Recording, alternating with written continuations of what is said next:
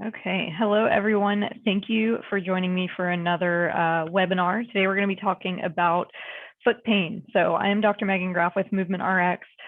This is something that I would say we see pretty regularly. It's definitely not the top issue that we see, but it is a very common problem that we see with our athletes. And a lot of times, we're addressing the feet, even if the primary problem that people are coming in for is low back pain or hip pain. A lot of times the foot and ankle are a problem area that people don't realize that it does play into their day-to-day movement pattern and therefore potentially the development of pain with walking, with squatting, running, all of those things. If your feet and ankles are tight or weak, those things are going to impact how you're moving. And so then something tends to give, if you will, and maybe the lower back is having to overwork or the hip is getting really tight, whatever it is. So the feet are really, really important when it comes to your movement and staying out of pain.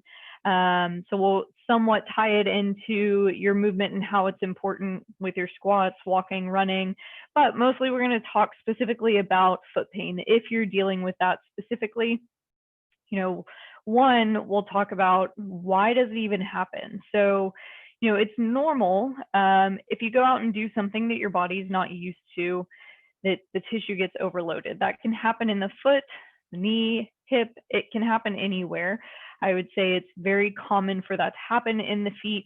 If you go for a long hike when your body is not used to doing that, or you go for a run and you haven't run in a long time, things like that can overload the tissue. So that's an acute thing that happens, meaning it's short term. It was a quick onset.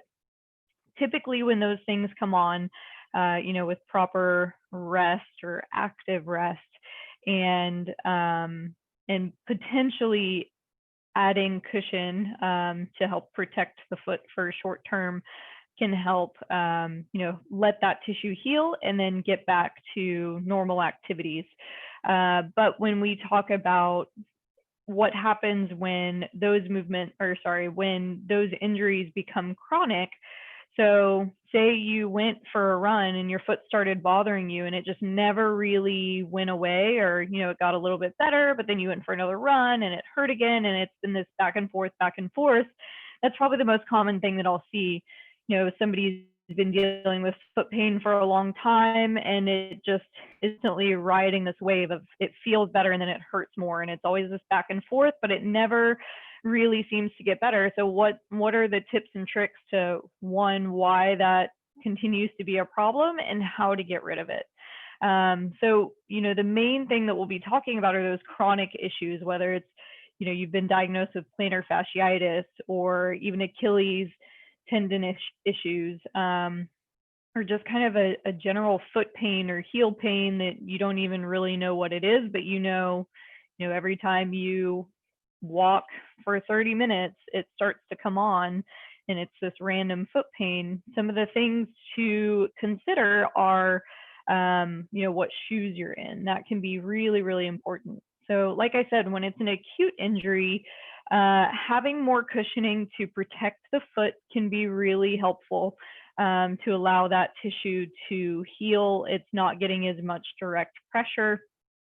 But if you're always in shoes with a thicker cushion, a taller heel, or maybe the shoe has a lot of support or it's really rigid, all of that stuff, yes, technically provides external support for the foot, but that also kind of signals your foot to say, if your foot could talk, to think, okay, I have this support. I don't really need to be doing the work. So the muscles, the ligaments, all the tissues around the foot actually get a little bit weaker when you have more supportive shoe wear. So some of the key things that I typically will see is that, somebody who's been dealing with foot pain for a long time, a lot of times they're in shoes that have a very narrow toe box. So if you look at the shoes you're wearing right now, if you're wearing shoes, kind of take a look at where the apex of that shoe is, if you will. So a lot of times a traditional running or workout shoe, or even just, a day-to-day shoe, typically the shape is kind of like this. It gets pointy in the middle, and where the big toe is actually kind of short and narrow. Something that's a little more ideal for the foot is going to have a wider toe box that allows your foot to spread out and act a little bit more like a foot. So a more natural shaped toe. So the shoes that I like to wear for work every day, because it allows my foot to feel a little more flexible, it moves more easily, is this one that has a little bit different toe box. So like I said, a traditional shoe typically is going to peak a little bit more here. But as you notice, this one where the big toe is where it's tallest. The shoe is actually a little bit more narrow than I like. I like them with a little bit wider toe box, so my toes really have room to spread out. But I love how flexible these shoes are. I basically walk around barefoot all day at work, and it did take my body time to get used to that. So you can't just, go buy a pair of shoes like that and wear it for 8 to 12 hours a day, because once again, your body's not going to feel great with that. But working to transition into more minimalist shoes, or if you're working from home right now, you should be barefoot. So if you're one that is typically walking around in house slippers, especially ones with a lot of cushioning, try to get out of that habit. So it's going to be a little bit of a balance of seeing if your body is going to tolerate walking around barefoot versus having that support. Because I know sometimes if you're dealing with heel pain or that plantar fascia pain, walking around barefoot can be really tender. So if you have carpet or a squishier surface, maybe keep your slippers or your house shoes near where you have tile or hardwood, so you just slip them on when you're walking on the hard surface. But then if you're on carpet, try to go barefoot. Or just doing it for short periods. I know typically first thing in the morning is when pain is the worst. So maybe have your house shoes ready for first thing in the morning, but we're going to go over some stretches and exercises. So going through those to help loosen up the tissues in the foot a little bit, and then spend some time walking around barefoot, even if it's a little bit tender. So go back to some of the other webinars we've done. The one that I'm thinking of specifically is, should I exercise through pain? We did it a few weeks ago, and that'll give you an idea of how much is too much, or when is it okay to push through that discomfort that you feel in your foot. Because if you've been dealing with foot pain for a long time, it's going to be there, and so it's important to know when you need to listen to that to back off, or when you can kind of push through that a little bit to ultimately get better. But that's a topic in and of itself of how to exercise through pain. So we'll be sure to link to the webinar we did a few weeks ago talking about that. So as far as changes to make specifically to help get out of foot pain, so one, spend more time barefoot. Let your foot be a foot. Try not to be in shoes all the time. If all of your shoes have that really narrow toe box and they kind of peak at the top, it may be worth looking into different shoe brands that have that different shape, that they're a little bit wider and that they peak at the big toe. So take that into your own hands. If you have a favorite brand, just spend some time going through the different types of running shoes that they have, or the different workout shoes that they have. Off the top of my head, some brands that I know are really good that have a great shape for the toe box for workout shoes are Reebok. They have some, and Nike is kind of hit or miss. Some of them are really narrow, but then they have some that have a more natural shape. No Bull is another brand that has a really great shaped toe box. So for workout shoes, that's where I would take a look. When it comes to running shoes, there's some New Balances that have a nice wide toe box. The shoes that I have are technically trail running shoes. Those are Merrell is that brand, and Topo Athletic, T-O-P-O Athletic, and Ultra, A-L-T-R-A, are the running shoe brands that have really good shapes. And then there's tons of, if you just type in like barefoot shoes, there's a lot of brands out there when it comes to just day-to-day lifestyle shoes that have that shape, that are a little bit better for your foot, that allow it to have that more natural shape and allow your body to start strengthening the muscles and connective tissue of the foot, so it can start behaving the way that it's supposed to as a foot. Because when you have if you're walking on a really rigid board all day, every day, where your foot is supposed to be able to be flexible and you're getting a little bit of, flex and give through each joint, through all the ligaments and the muscles, and all the way up through the toes as you're walking. If you're in a really rigid shoe, you're not getting that movement. So again, the joints of the foot stiffen up. Those muscles get a lot weaker because they're like, well, we're not doing this movement we're supposed to. So the muscles, they atrophy or they get a little weak. So the more time you can spend barefoot and the more your shoes mimic that, the stronger your feet will get. It seems a little counterintuitive that if you're having foot pain, that you should be barefoot. We always think, oh, I need more cushion, I need more support. I have really flat feet or my feet pronate. So I need to be in shoes that correct that. That's not necessarily the most beneficial thing, especially if you've been trying these treatments all along and you're not getting any better. So then it's time to think about transitioning to letting your foot do what it was designed to do biologically. And that means taking away some of that support, but also knowing that's going to be a little bit of a transition. So as we're going, if you have any questions specifically about foot pain that you've been dealing with, questions about how to transition, be sure to put them in the Q&A or the chat box. And that goes for YouTube Live as well. If you're watching on YouTube, I will check the comments on the YouTube channel before I sign off to address any questions there. So feel free to put them in as we go, but I will get to them at the end. So just if you think of something now, don't forget it. Go ahead and put it in the chat if you have any questions, again, about your foot pain specifically or questions about shoes and transitioning. So number one, try to be barefoot as much as you can. And so that's for the foot in general. So also talking about the ankle, a lot of times, especially for people who are lifting, doing weightlifting or CrossFit regularly, we tend to be pretty familiar with the fact that a stiff ankle is going to impact your squat form. So if my ankles are really stiff and I need to squat down, I'm not going to be able to get as low as I need because my knees do need to be able to move out past my pinky toes a little bit. But if my ankles are really stiff, then that's going to push my hips way back and my back might arch.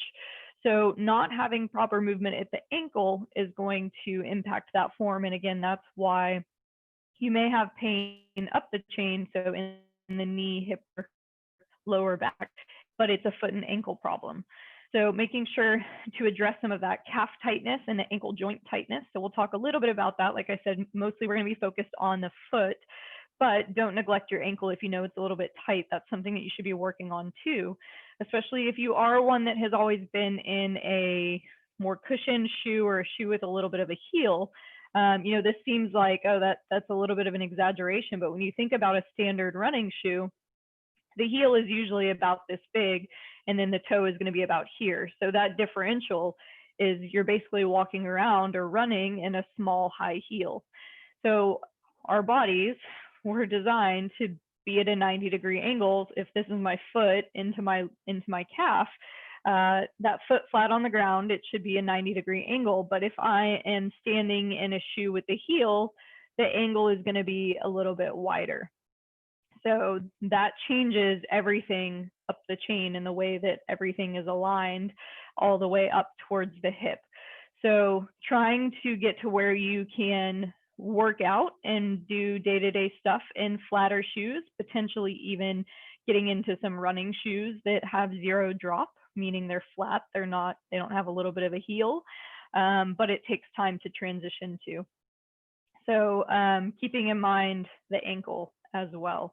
And when it comes to walking, so not only stiffness in the foot, as a whole, like I mentioned, more specifically the big toe.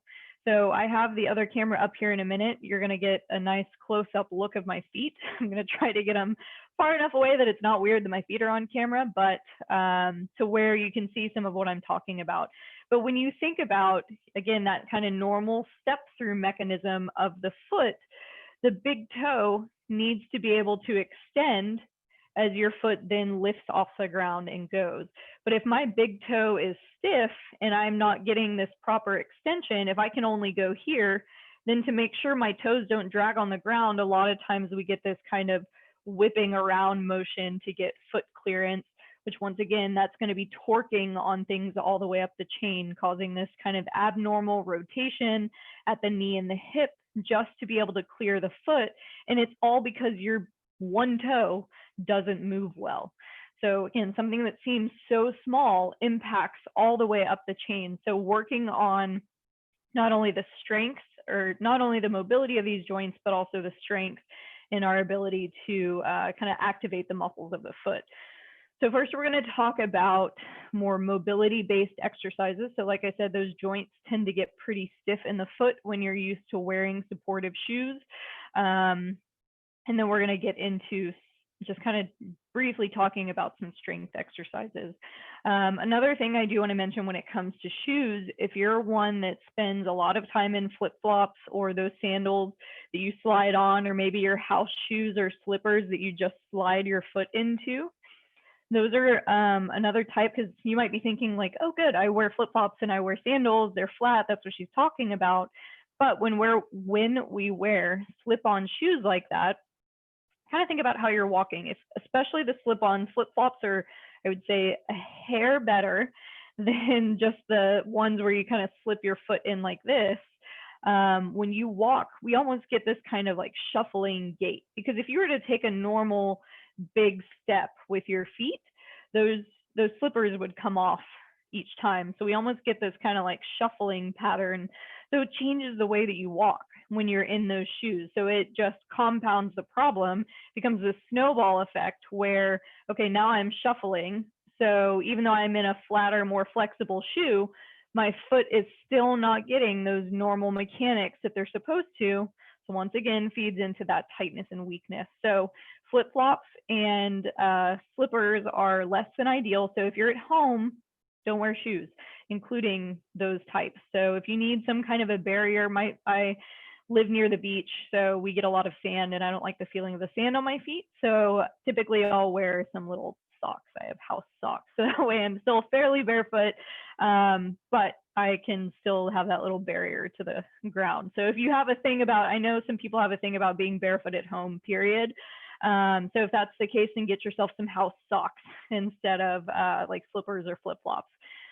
So if anything, you know, obviously we live in Southern California here, so spending a lot of times in sandals and things like that. But if you have a choice, especially if you know you're going to be on your feet a little bit more, or you're going to be doing more walking, try to wear a sandal with a back. So that way you can at least get a little bit more normal mechanics. When you have that back strap on your heel, you're able to take more normal steps. So if you're going to do anything, try to wear shoes like that rather than flip-flops or slip-on shoes. Wear something with a back strap if you're going to be walking more. And then ideally around the house, try to have nothing. So I'm going to switch my cameras around a little bit here. So bear with me. So that way you guys can see my feet, which I know is very exciting. So give me 1 second. So I'm going to be talking through as you guys can see my feet. So let me get this video bigger for you. Perfect. So a couple things to think about just when you're standing around and with foot posture. You know, even if you have a tendency towards flat feet or pronated feet. So when I talk about that, that's this kind of rolled in or collapsing in position. So notice how when I'm collapsed in at my feet, my knees are also pointing in.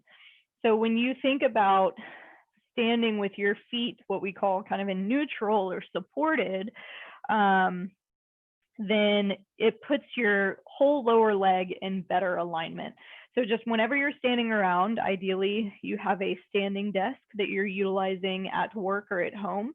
It's something to think about rather than standing around, standing lazy, leaning on one side or the other, letting your arches collapse in. If you notice, when I'm kind of relaxed, my left foot has a little bit more of a tendency to roll in than my right. So whenever I'm standing around, I get that little bit of rotation to where it lifts my arch up just a little bit. So notice I'm not doing it so much that my big toe is rolling all the way off the ground. It just goes from my arch being pretty flat here to just a little more active. You know, you can kind of think about like you're digging your feet into the ground, creating that little bit of rotation. You should feel your glutes kick on. And again, notice my feet stay flat, but my arches are slightly lifted. So just thinking about that more active foot posture whenever you're standing around. And again, when you're barefoot is going to go a long way for helping strengthen the muscles inside your, like the intrinsic muscles, so the small muscles in your feet. So then kind of the next thing to work on that strengthening specifically is what we call little arch lifts. So I'm going to get my foot a little closer here. Let me come this way. I'm going to get my foot a little closer to you guys.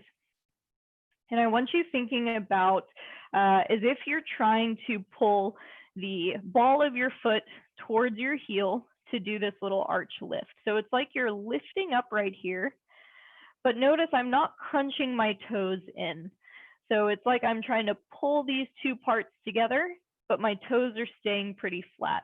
Because typically when I talk to people about this exercise, they immediately start by kind of rolling their toes or crunching their toes up. So think about just that little arch lift, keeping the toes nice and flat. You should feel it working really hard right in the arch. So this is a great exercise that you can just be practicing anytime you're sitting at your desk, standing at your desk with both feet. You can just sit there and do those little arch lifts and back down. So actually thinking about keeping those big toes down, just that gentle lift up and then relax. So it's a little strengthening exercise that you can be sneaking in whenever you think about it. So that's kind of foot posture things to think about. So nice lifted arch, not to the point where I'm pulling my whole big toe up, but just creating that little bit of rotation. And then the more active foot posture of pulling that arch up off the ground. So when it comes to mobility, especially if you struggle with plantar fasciopathy or plantar fasciitis, you know, we tend to get that pain right in the bottom of the heel. So if you have a tennis ball, lacrosse ball, any kind of mobility ball at home, this one's a little bit softer than a regular lacrosse ball. You can start just past the ball of your foot and just kind of rolling along that arch. So really letting it kind of hit each of those individual joints. It's probably going to feel a little bit stiff, maybe a little uncomfortable, but at the same time, it feels kind of nice to roll the foot out like this. So after you spend a little bit of time up towards the ball of the foot, walk your heel a little closer to the ball. So now it's more in the middle of the arch. Spend a little bit of time there. If you find a spot that's a little bit tighter than others, you can spend more time kind of working in that area or just do it a whole general back and forth. And once again, this is a nice one to incorporate either sitting or standing while you're at work. So to get a little bit closer to the heel, you then just switch, put the ball of your foot on the ground, and then you can roll a little bit more towards the heel. So just nice and easy back and forth. In hunting for those tight spots, spend a little bit more time on those areas that are a little bit more tender.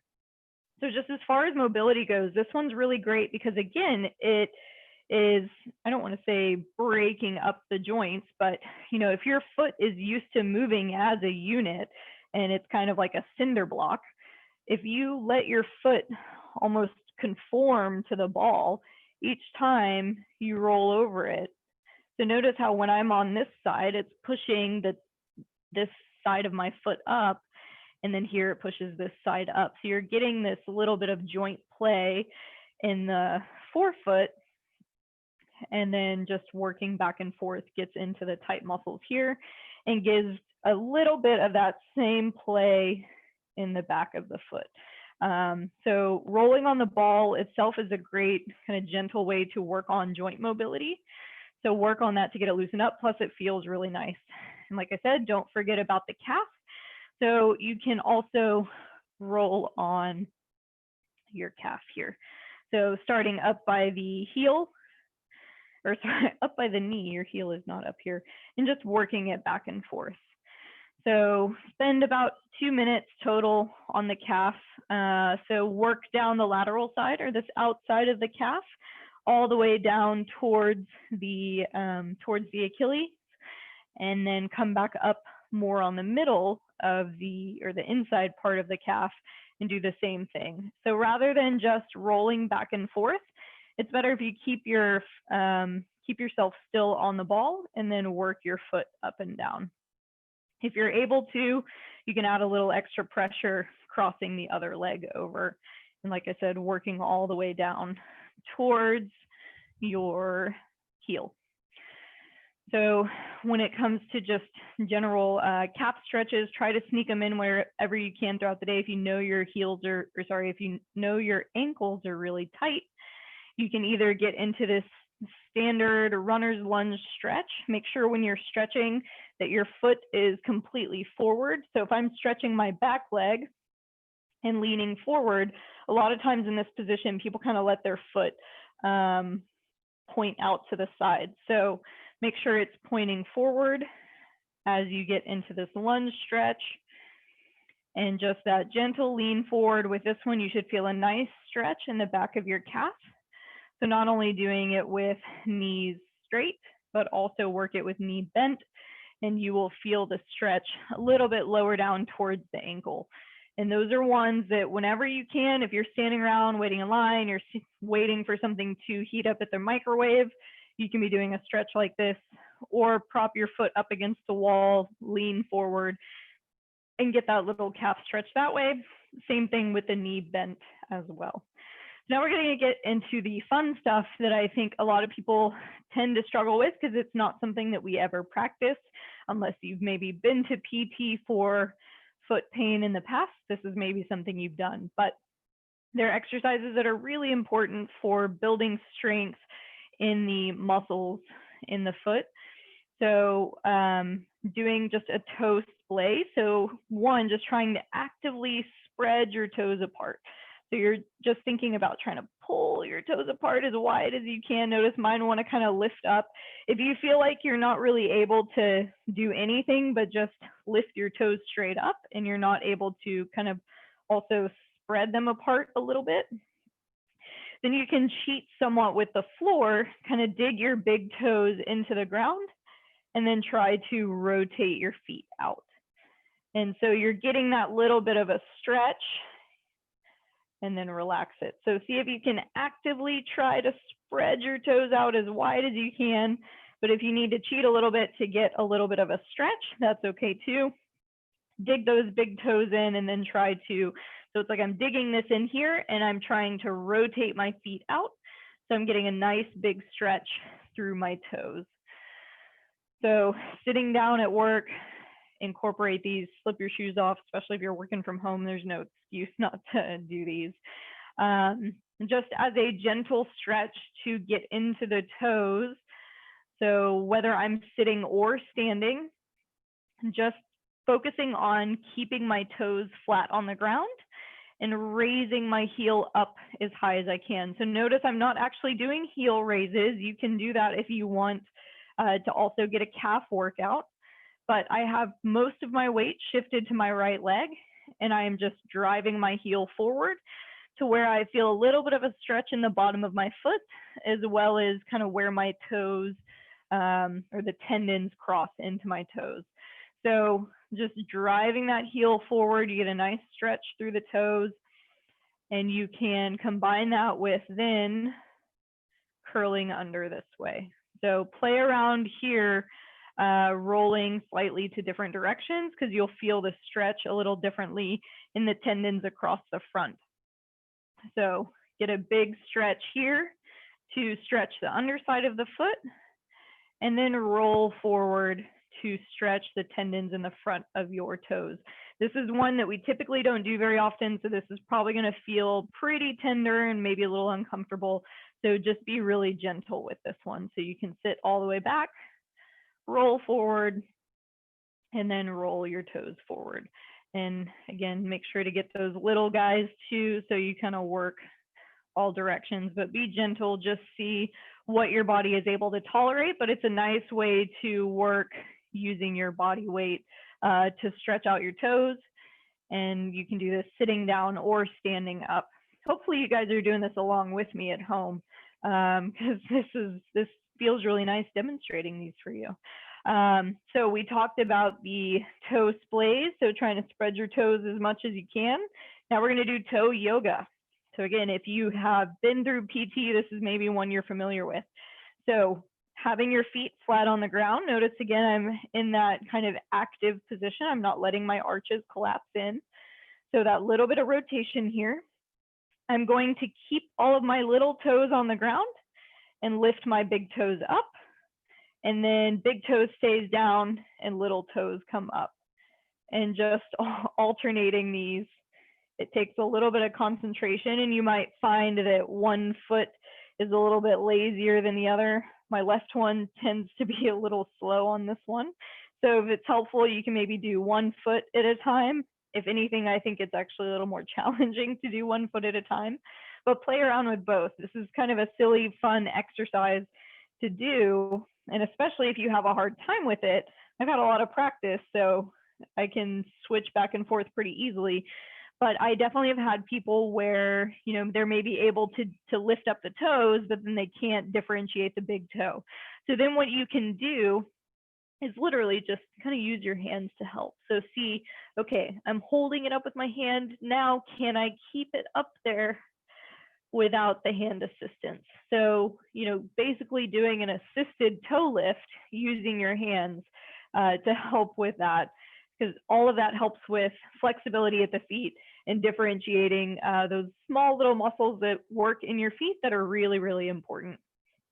So those are all the little kind of easy, if you will, foot exercises that you can work on. So splaying your toes, the toe yoga, and then just working on those little arch lifts whenever you're sitting and standing. And then when it comes to flexibility, the rolling forward and rolling back of the toes. So to really get that toe flexibility, and then roll your calf.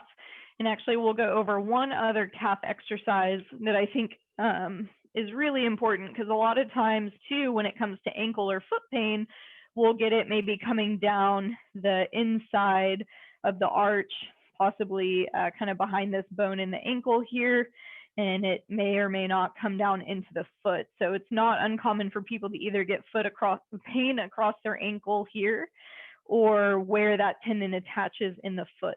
So definitely rolling on the arch, like we talked about, is one that can be helpful for that. But getting into that posterior tib muscle that's here in just behind the tibia, that shin bone, can be helpful. So you can take your ball. If you have a kettlebell at home, you can use a kettlebell handle in this muscle. Obviously, don't be right on that bony part of your shin.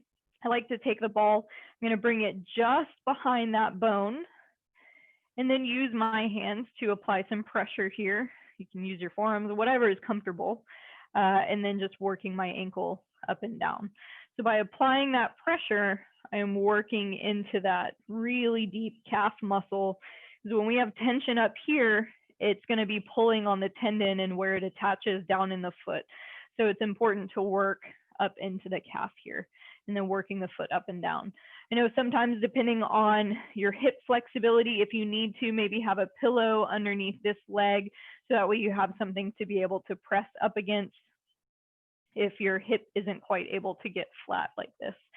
So just work that foot up and down, all the way down the back side of that bone. You can even get just above the ankle. Just make sure you're not crushing the bone back here on the outside into the floor. So if you need a pillow on the underside, that's fine too. And then working the other side of the calf, same exact position. Now we just have it on the underside. So once again, just work that foot up and down, all the way down, just above the ankle. So when it comes to ball exercises, we talked about rolling the bottom of the foot, the back of the calf, now the inside of the calf just behind that shin bone, and then the bottom outside. So all of these muscles, when they're tight, they can definitely contribute to further tightness in the ankle and the foot. So be sure to switch those in and out of your routine. So I'm now going to switch this back to me talking and not my feet, and then I will answer any questions that you guys might have. So let me get this squared away here. Sorry, you're having to look at my big finger there. All right. So now let's switch these videos. So let me know if you guys have any questions. We'll be wrapping up here in a couple minutes. But I hope that helps. If you've been dealing with some foot pain, now you have some exercise ideas to be adding in, both mobility-wise and strength-wise. So be sure to add those in. And even if you're not necessarily dealing with pain, you know, they feel really great to do, and be sure to address that foot flexibility. So start thinking about adding some new shoes to your wardrobe if needed. You want more flexible shoes that allow your foot to be a foot.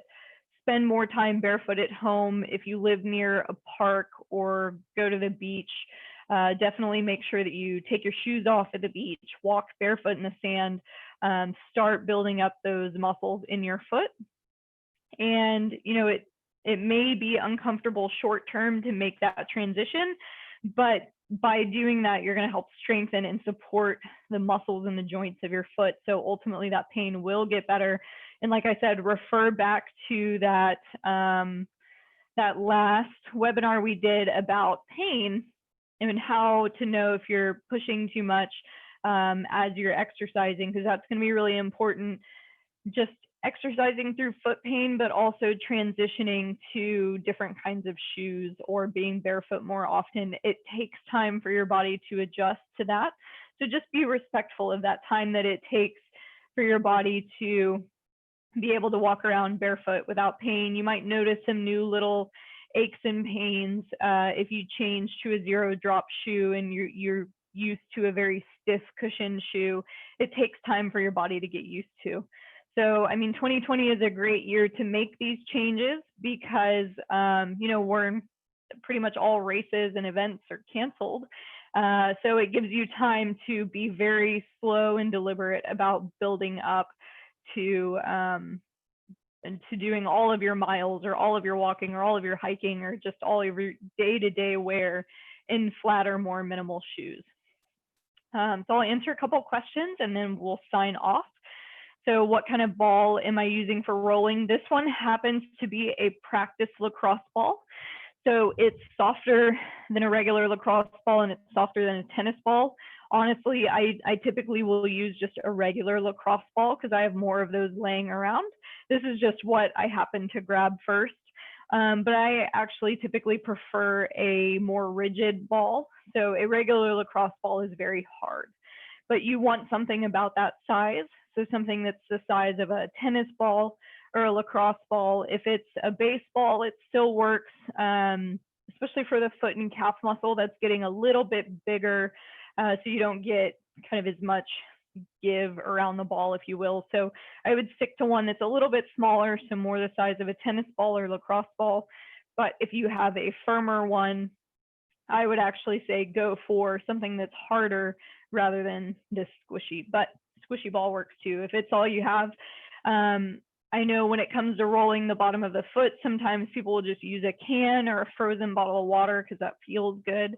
But then when it comes to getting into the calf, it's harder to use a ball. I mean, it's harder to use a bottle or a foam roller, especially for some of those areas, like in the front of the shin and the side of the shin. It's harder to do with a foam roller. And ultimately, the ball is a little bit more effective for getting into the muscle a little bit better. You can play around with both, but I think you'll find when you use a lacrosse ball to get into the back of the calf, rather than a foam roller, it actually gets into those little trigger point areas a little bit better.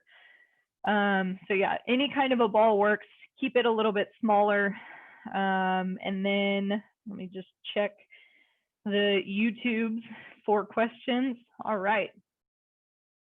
So that is all I have for you guys. Hopefully, if you have any other questions or you've been dealing with some kind of lower body pain, or any kind of pain for that matter, check out our website. We have all of our programs are live now. So if you've been struggling to find routine while during COVID and you're looking for a good exercise routine to kind of ease back into things, our program is great for that. And we do have an ankle specific program that you can follow that obviously is good for foot pain as well.